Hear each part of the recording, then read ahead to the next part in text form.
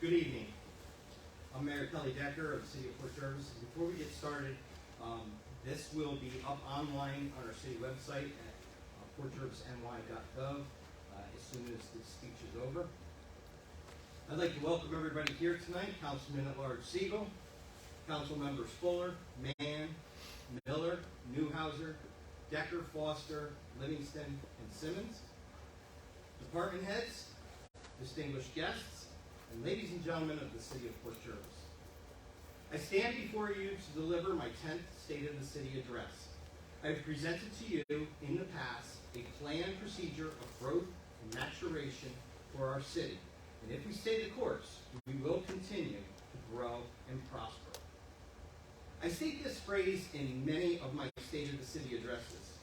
To look at where we are, we must remind ourselves that the past is not so far away. Our city's future is at stake, and the simplest disregard for progress can lead to years of devastation. So let us begin with what happened in the city in 2022. Careful planning and seeking of funds will have produced wayfinding signs that will be put up throughout our city in 2023.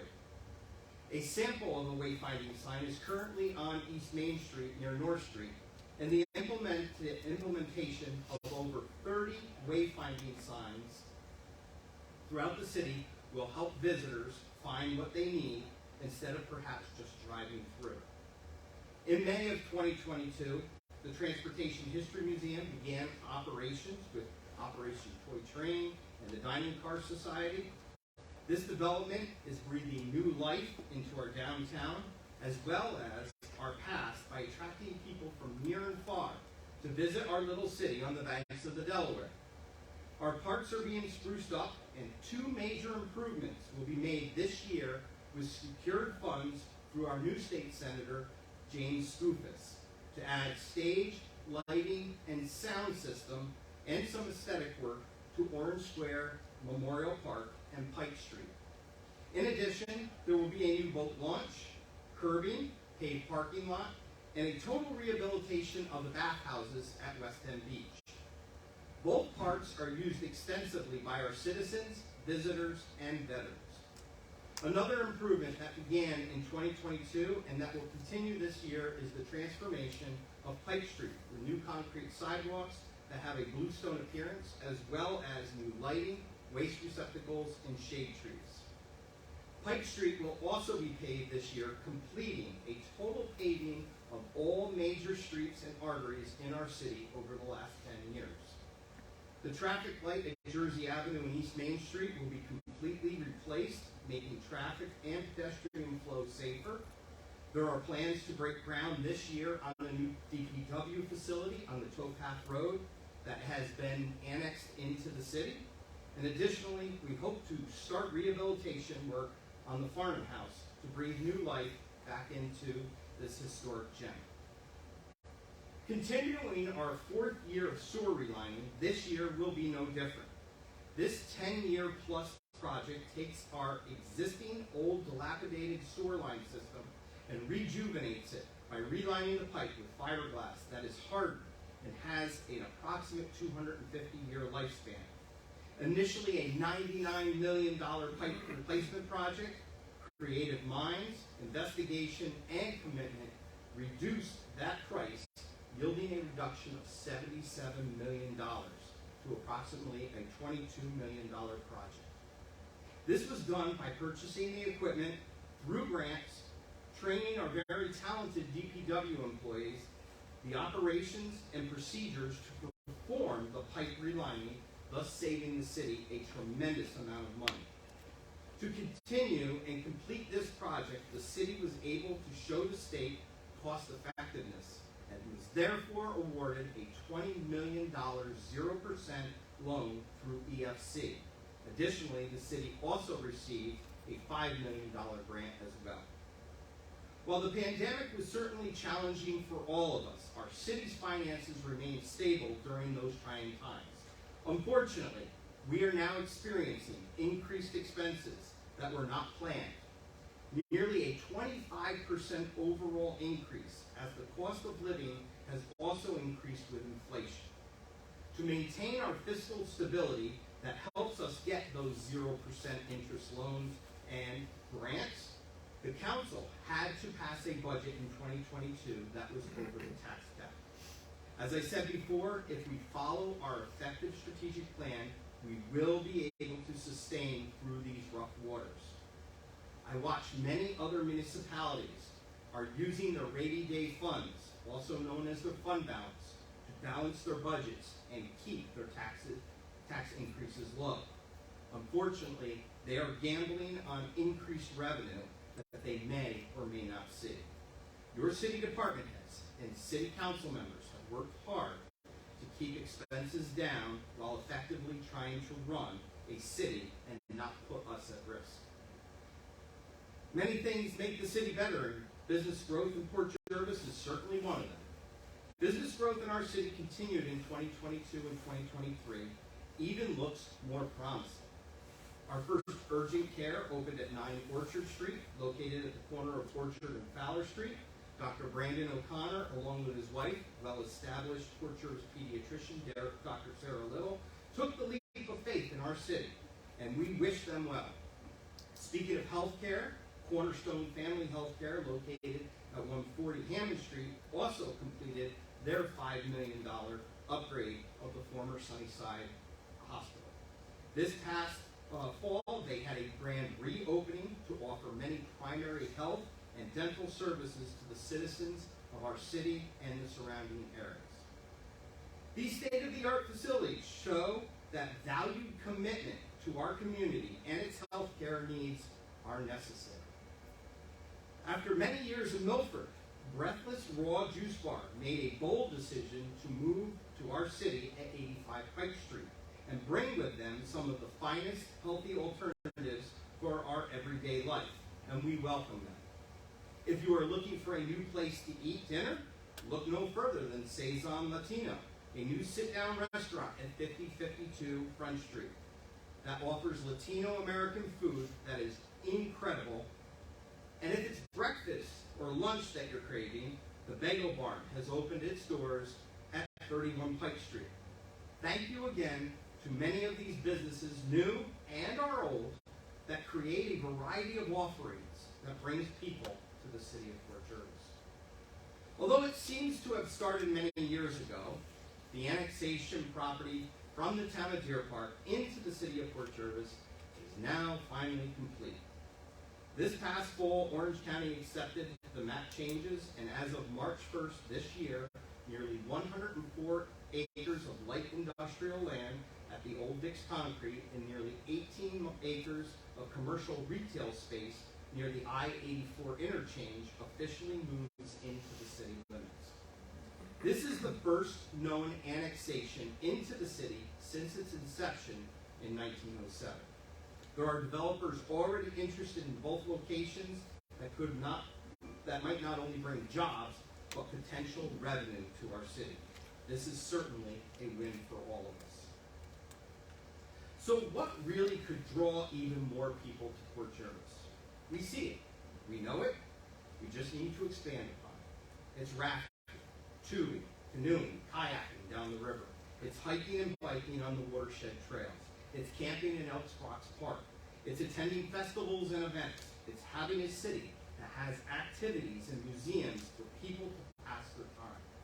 If this continues to grow as it has over the last 10 years or so, so will our businesses. Development of Riverside Park is crucial to our future. The pump track shows the draw, and so will the disc golf when it opens this spring. How does this all happen? Volunteers.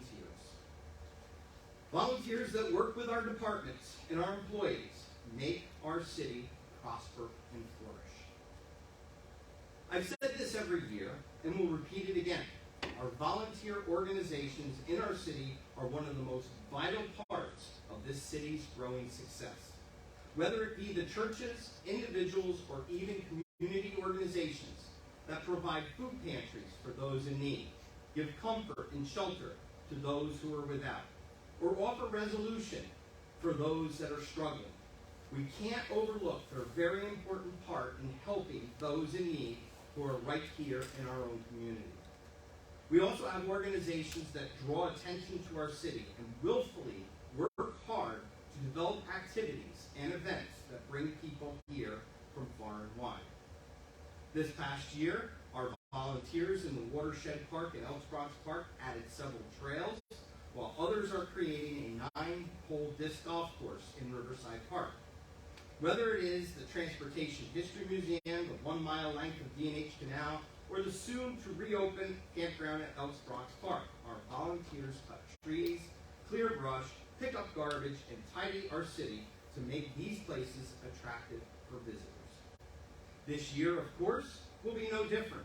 This year, we will see the implementation of the largest growing pastime sport in America, disc golf at Riverside Park. This course is a 9-hole course and is designed for beginner and experienced players. We will also see many changes at the turntable this year as the Transportation History Museum, in cooperation with Operation Toy Train and the Dining Car Society, bring the nearly 2-century-old turntable property back to life. These all serve as great educational resources for our residents and visitors alike. These changes and activities are mostly coordinated and completed with volunteers from the Outdoor Club of Port Jervis, under the direction of a man who makes things happen, Mike Ward.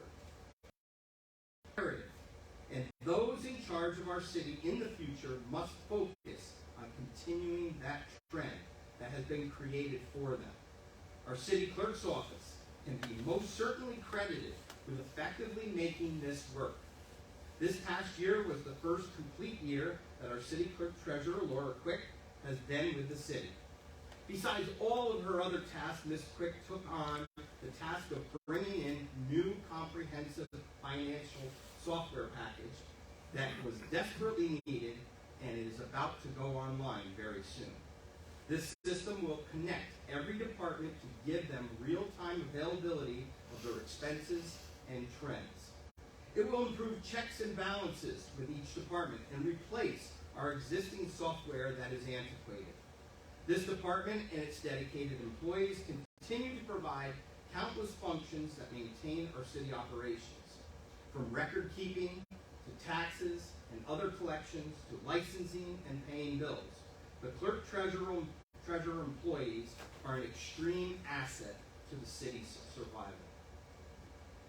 Next, our city assessor's office, as always, keeps on top of properties in the city. They are constantly reviewing and inspecting property inventory changes. They make revisions to the city tax map and have worked very diligently to make the annexation process come to fruition.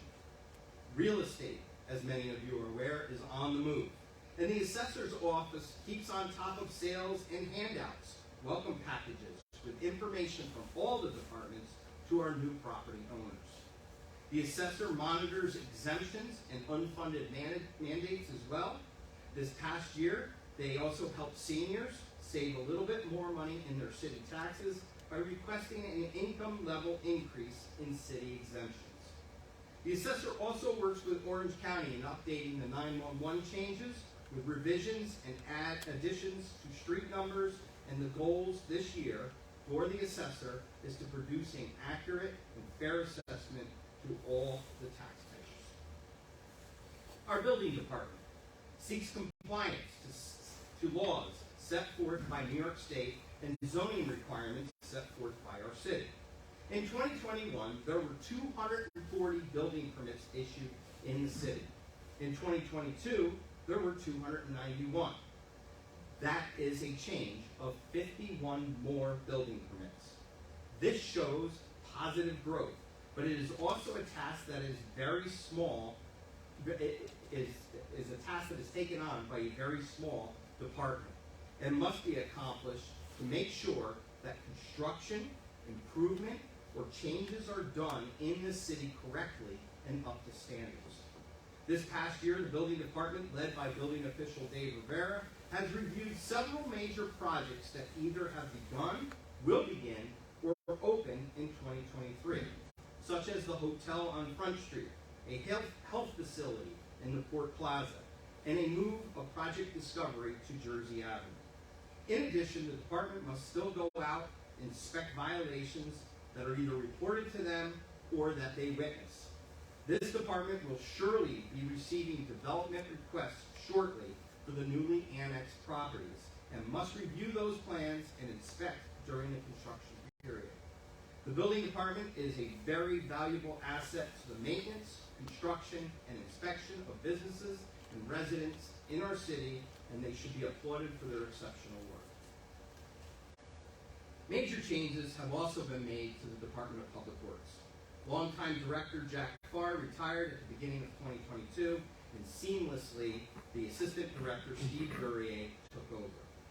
While the Council considered the candidates for Assistant Director position by rotating each of the able candidates, they ultimately chose Wayne Addy as the Assistant Director of Public Works.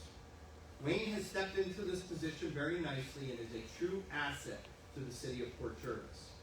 This continues the trend of hiring and promoting individuals that can help save the city millions of dollars by tackling projects in-house with employees that have those trade skills. Of course, our largest in-house project is the sewer line replacement project. Explained earlier, we will continue this replacement program for the next several years.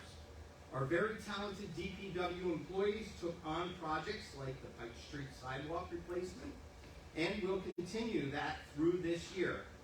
Prepping and paving of Minnesink Avenue, East Main Street, West Main Street, and Ferry Street, as well as River Road was done this past year as they replaced and repaired manholes and catch basins. The Water Department, also a part of our Department of Public Works, installs services and repairs water, sewer, and storm main breaks, operates our city water plant that produces nearly 330 million gallons of pristine potable water a year, and also maintains dams and roads in our watershed. As stated earlier, we hope to have a shovel-ready, in the ground, this year, new DPW facility started. It is slated as a slow transition to a new home for the city's old landfill location just annexed into the city. This multi-phase project will move them from the dilapidated city barn on Franklin Street that is in a flood zone to a new facility that will be conducive to the needs for many years to come. In addition to the work above, they have daily tasks such as garbage, recycling, and cardboard pickup, as well as their seasonal leaf, debris, and holiday tree pickups. This department worked on several projects, including the rehab and painting of the underpass, painting of the exterior of City Hall, and completion of the police department expansion in 2022. Our city fire department is the key to the past when it comes to small cities. Rarely can you find a dedicated, all-volunteer fire department in a city.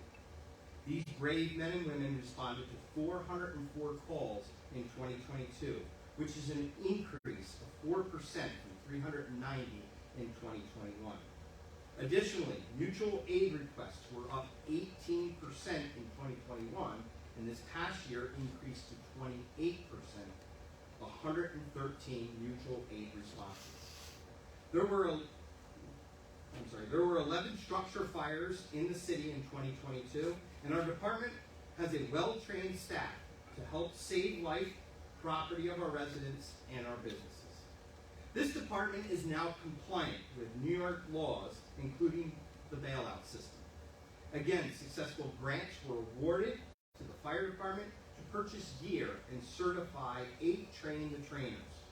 In 2023, the department will receive its rescue support vehicle as well as a new pumper rescue unit. These 2 vehicles replace an aged-out pumper and a heavy rescue vehicle. Our city dive team were certified in 2022 in side-scan sonar that will help in water rescues. Additionally, for our dive squad, the department was able to procure a large amount of equipment to become compliant with New York State dive standards.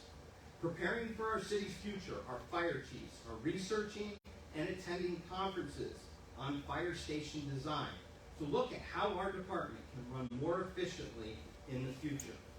The goal of the department this year are to get members certified as public safety dive instructors, for the department to become accredited in technical rescue that includes dive, swiftwater, rope, confined space, and boat operations.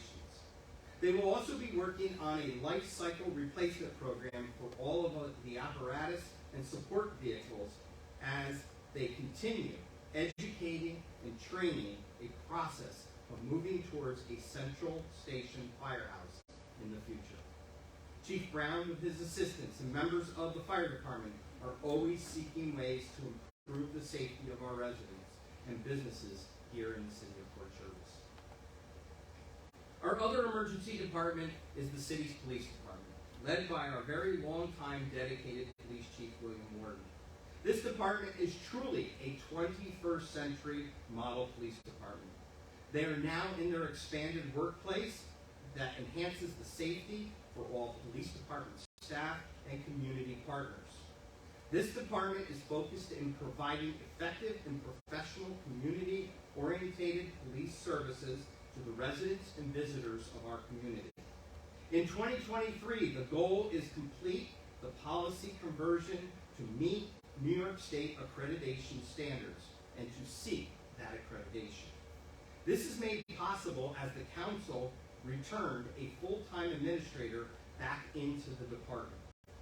Now administration can work on the 110 different standards in 3 categories of administration, training, and operations. Accreditation provides formal recognition that an agency meets or exceeds expectations of quality and professionalism. Our police department will continue to make collaboration and reform part of its ongoing interaction with the public. The police department keeps the Citizen Advisory Board well informed of changes and seeks their advice in the hiring process. The department is continuing efforts to seek training and implementation of less legal technologies, such as the new bowler app, a remote restraint device that discharges a cord that wraps around and immobilizes a fleeing suspect, significantly reducing the chance of injury. The department also continues to work on wellness of its own officers, as this position is more challenging than it was years ago.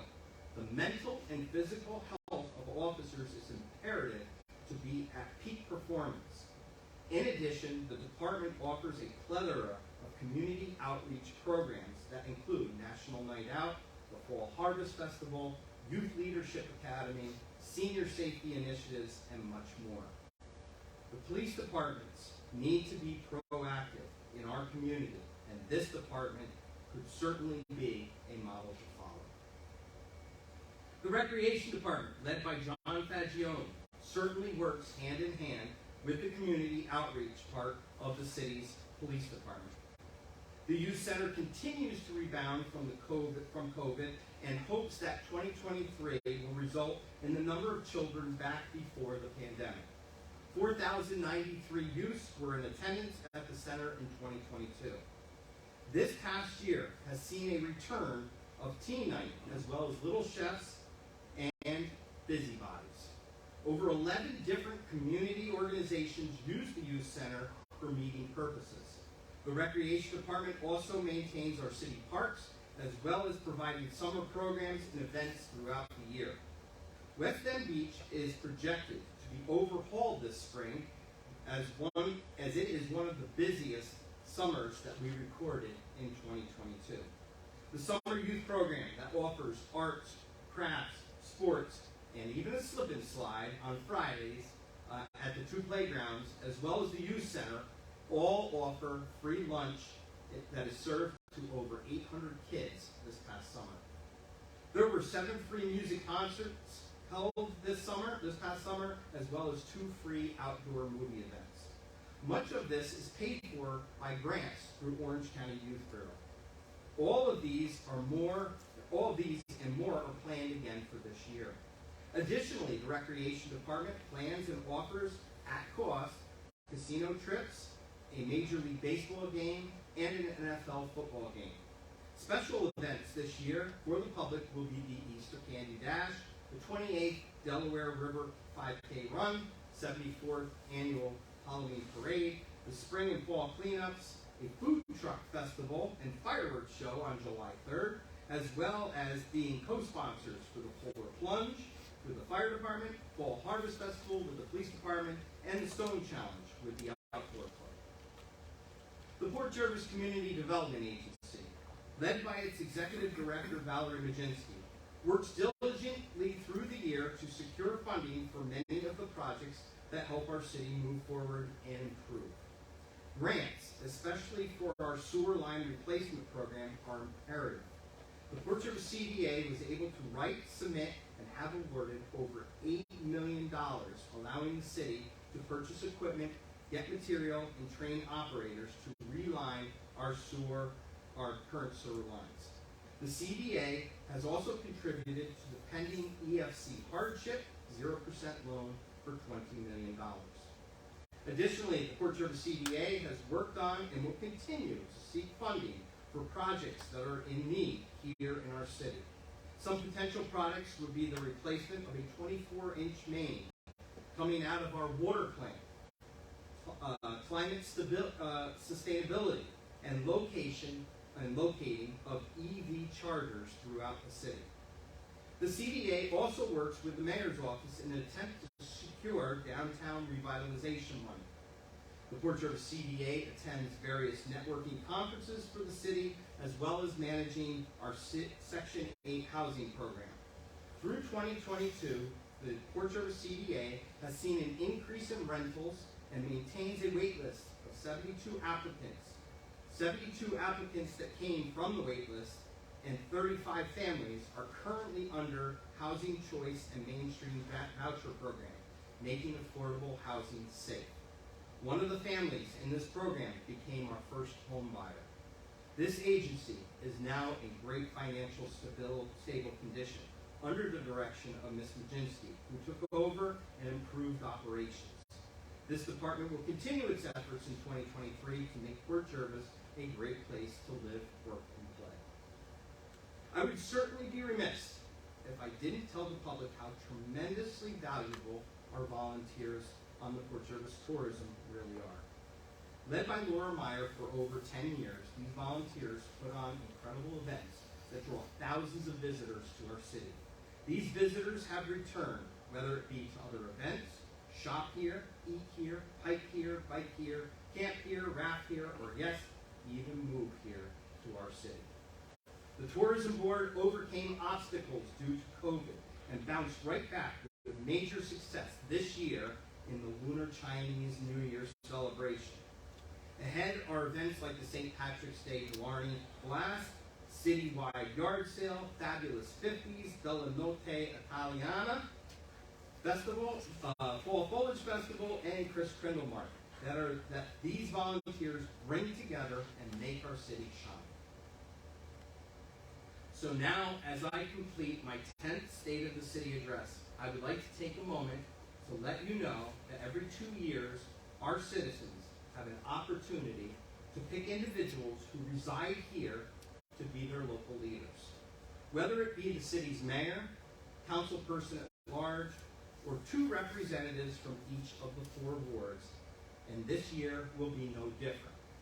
However, after 10 years as your city's mayor, and 2 years before that as councilman at large, I have decided that I will not seek re-election. I have been extremely humbled and honored to serve the citizens of the city of Port Jervis in this capacity. I believe I have worked very hard with our dedicated city employees to make major improvements to our city and brought about dramatic positive change. Is there still work to be done? Absolutely. I still have a plethora of ideas I can offer, but I believe that this is the time to step aside and give someone else the opportunity to help move our city forward.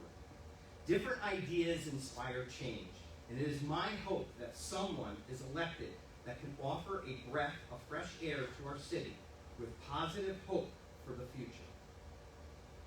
This is not a goodbye, as this city is the city I was born and raised in. I will certainly have more time to volunteer myself in improving our city. However, it is also a break that I need. I just ask that the citizens please make sure you go out and vote on Tuesday, November 7th. And before you do, gather everything you can on each of the candidates that you get to choose to run for office. Don't just accept, this is what we are going to do.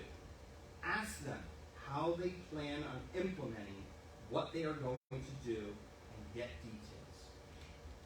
So now for the next 340 days, yes, I'm counting, I will continue to work hard to move our city in a forward direction, to allow recreation to flourish so that it can provide years of positive economic stability and growth to our businesses.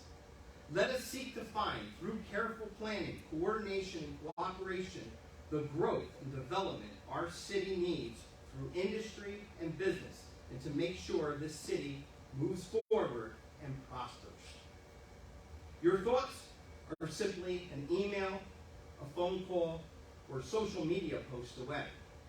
Check out our website at www.portjervisny.gov for all city information and updates. To our residents, let your voice be heard. This is your city. Offer your ideas and thoughts, and if the spirit moves you, get involved. It is my earnest hope that God will bless our small city on the banks of the Delaware, Port Jervis, New York, as well as the great state of New York and these United States of America.